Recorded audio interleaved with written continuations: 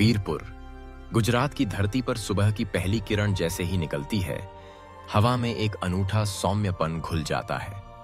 सैकड़ों कदमों की आहट मंदिर की ओर बढ़ती है, जहां हर चेहरे पर विश्वास, भक्ति और एक अनकहा सुकून झलकता है। यह वीरपुर का वही मंदिर है जिसके दरवाजे पर लिखा है, यहां किसी प्रकार का दान स्वीकार नहीं है। और फिर भी हर दिन हजारों लोग यहां से तृप्त होकर लौटते हैं, पेट भर भोजन और दिल में भक्ति लिए। यहीं से शुरू होती है आज की कहानी, एक ऐसा चमत्कार जो समय और सरहदों से परे है।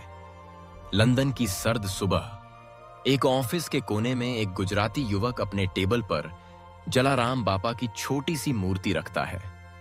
सवेरे की पहली रोशनी, अगरबत्ती की खुशबू और युवक की प्रार्थना, यह उसका रोज का नियम है। उसके अंग्रेज बॉस को यह सब अजीब लगता है। हर दिन युवक को देखकर वह हंसता, तिरस्कार करता, यू इंडियन इडियट, यह सब क्या है? लेकिन युवक मुस्कुराता और कहता, ये मेरे इष्ट हैं, मेरे जलाराम बापा। जब दुनिया मुसीबत में हो, जब आस टूटने लगे, तब बापा ही संभालते हैं। कई महीने बीतते हैं। अचानक पूरी दुनिया में मंदी छा जाती है। लंदन की वह कंपनी जिसमें गुजराती युवक काम करता है, संकट में आ जाती है। सारे प्रोजेक्ट्स रद्द, क्लाइंट्स पीछे हट गए, सैकड़ों कर्मचारियों की नौकरी खतरे में। वही अंग्रेज बॉस जो कभी युवक की आस्था पर हंसता था, आज घबराया हुआ उसके पास आता है। उसकी आवाज में बेबसी है, हमारी कंपनी बंद होने वाली है, अब क्या करें? युवक शांति से कहता है, सेठ 2 मिनट दीजिए, मुझे मेरे बापा से बात करनी है। वह अपने टेबल पर जाता है, बापा की मूर्ति उठाता है, अगरबत्ती जलाता है, आंखें बंद करता है और गहरे भाव से प्रार्थना करता है, हे बापा, 500 परिवारों का चूल्हा आप पर टिका है, कृपा कीजिए। कुछ हफ्तों बाद उस कंपनी का नाम फिर से मार्केट में गूंजने लगता है। पुराने क्लाइंट लौट आते हैं, नए प्रोजेक्ट्स मिलते हैं, संकट टल जाता है। अंग्रेज बॉस हैरान है, तुम्हारे बापा तो सच में चमत्कार कर देते हैं, कितना पैसा भेजूं मंदिर में?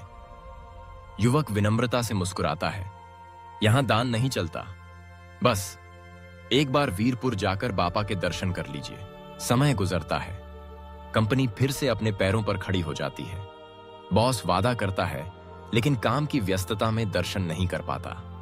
तभी उसकी बेटी इंडिया घूमने की जिद करती है। बॉस शर्त रखता है, मेरे बदले तू वीरपुर जाकर बापा के दर्शन कर लेना।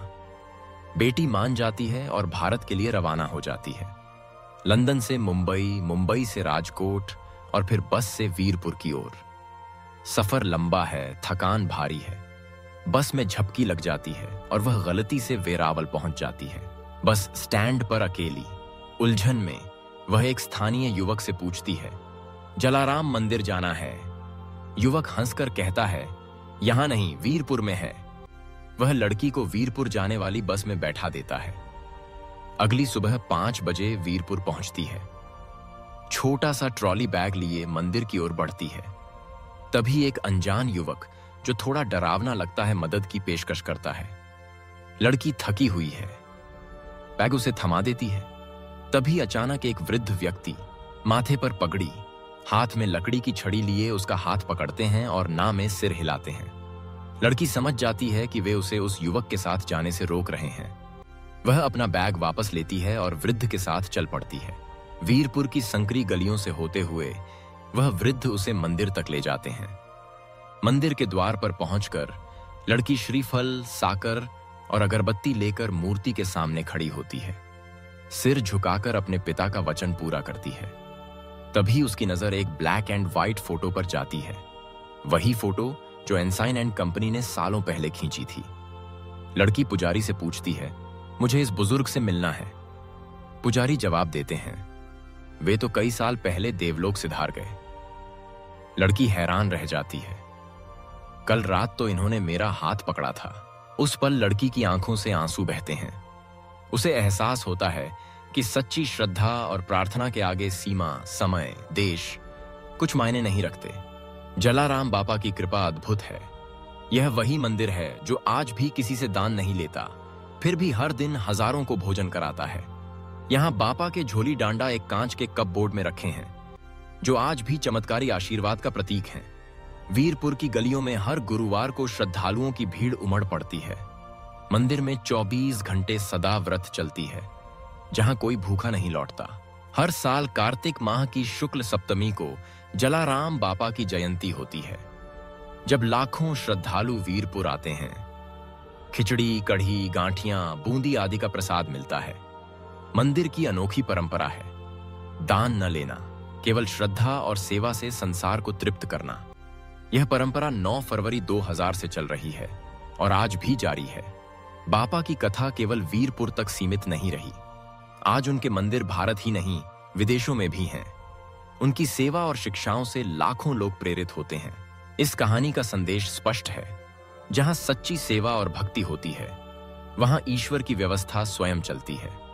संकट के समय जब हर दरवाजा बंद हो, तब एक छोटी सी प्रार्थना, एक सच्ची श्रद्धा जिंदगी बदल सकती है।